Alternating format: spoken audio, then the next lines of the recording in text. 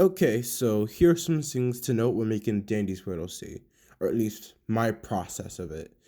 There doesn't specifically have to be one process to use when making Dandy's Riddle C's, but I'd like to go over my process.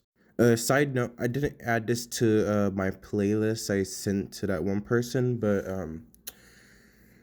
I sent a video, no, I made a video talking about what makes Dandy's Riddle C's bad and good. So, kind of, let's go over that first. See, this is an example of a bad Dandy's Riddle C.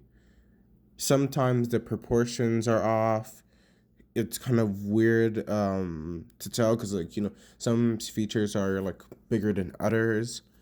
Some features are too sharp and then too rounded, so you can't really get a feel of the character. Like, can you really tell what she's trying to like portray herself as? Do you think she's scheming? Do you think she's like just smirking and she's confident? You can't really tell. The expression isn't obvious. So that's one thing. Another thing is sometimes people add too much detail or just not enough. And I'd like to, well, to summarize all of this, I'd like to use my favorite quote. My favorite quote. Less is in fact more. Like, there can be too much going on with the head, even though it's just so much shape. So I just took some notes. Oh yeah, another thing to make the OCs bad before you redesign them and make them good. Like with what I did here with this marker, with this marker redesign I did of it. I mean her. Or they. Anyways. So I kind of made everything way more obvious and well-rounded. I wanted her to be a more joyous character. At first, I wanted her to be scheming. I wanted her to kind of be like V and glisten at the same time. But then I kind of ditched that and used my quote, less is more.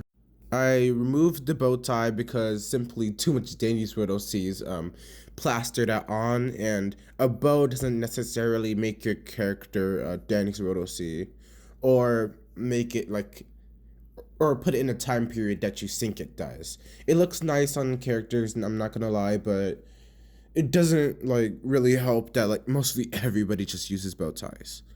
I also, in my redesign, as you can see, rounded the eyes and made the expression more, well, tellable. And it's good to change the expressions and emotions and directions of a character. And as you can see, these wings are way too big, and this body is just bulky. So I fixed that. Made parts thinner, shortened the wings and the legs, so that way she's more like Quell. So she's more in line with Quell's art style. And you can see the massive improvements. Like, I'll just give it a second.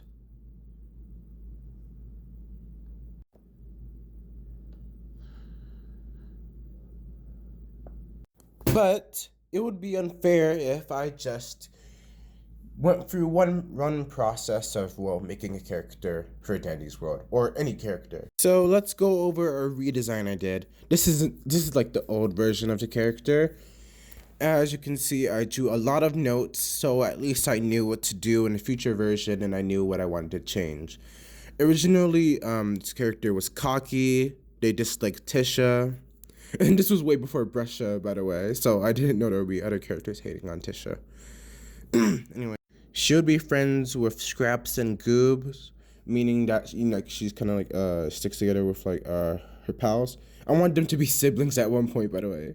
But I wanted her to wear like a coat or something around her, and I wanted her to be fast. And I gave them some dialogue examples. Now, the process I used to make her is, well, it's fair because, like, when you're making a dialogue, when you're putting all these notes, it's good to do that because at least you know how to narrow down what your character should look like, and you know what person they'd be. But looking at this design, it could be in Dandy's world, but there's too much here and there's little less there. So let's narrow it down, shall we? There we go. This is way better. So I kind of like So I changed her personality, the character she's like gonna be with, because I'm not really interested in Scraps or Goop's characters accessing to the well, that's a debate for another time, but I wanted her to be sneaky instead of like before with how she was just like scheming kind of. I changed her ability from just being a fast dust bunny into something more interesting and well, what I think should be implemented in a new tune for Dandy's World. I also added more lore to her, but putting that aside, let's look at her design improvement. Now, see, before I just gave her a big fluffy coat with like some a skirt at the bottom. This was mostly inspired by like kind of like Y2K fashion, but Dandy's World's period like dates way farther than that. So this wouldn't fit. Besides, we have way too much cocky characters already, like with Shrimpo, Glisten, V. The list goes on and on. We don't need like any more popular gals, y'all. Yeah, we don't need any more. We could use some more, but we don't need any more. And also, I wanted to narrow down like her like job or like really tie her to somebody, but it would mostly narrow down to Scraps and Goob since she's just a dust bunny. So I kind of thought about like, hey, don't dust bunnies like collect crumbs or whatever as they're tumbling by or around them, something like that. And somehow I got to make her like Gigi's bestie. Like I don't really remember how. I don't know. I just wanted a character that would steal from others. So yeah, I made her. You can tell that she's sneaky, and the drawing that I literally did, she's like having these items like in her inventory, kind of like a sugar dealer, you could say. Except she's not selling sugar. In fact, she's taking sugary treats and sweet stuff. And sometimes medical supplies too from the other tunes. I wanted this to kind of like be the opposite of Bassie's ability, where she can give while Scruffle takes. I also use color in a sketch, so that just makes it like 100 times better. Y'all should really put colors into your sketches. Speaking about the colors I used blue because blue is like majorly about stealth. You can tell from her design that she's mostly about stealth. And I gave her well, yellow on her coat because well she's fast. And like blue on her boots because like she's a sneaky gal. She'd be sneaking. And I kind of gave her the main reason I gave her a black shirt is because I wanted it to feel like a void. I wanted it to be like whenever she's like giving or taking, it's like she's putting like the objects into a void, but you can't tell she's just putting it at the side of her pocket. So it kind of gives you to feel like, oh, when my stuff's taken, it's gone. And I mainly use gray because like she's a dust bunny, but also gray is like the least noticeable color. So yeah, overall it's a way better design.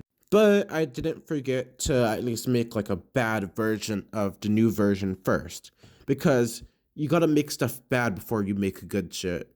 So yeah, I just made it so she was easy friend, she was sneaky. I had all of this in mind still, but you can tell in this design that that's not portrayed. I just wanted to put something on paper first.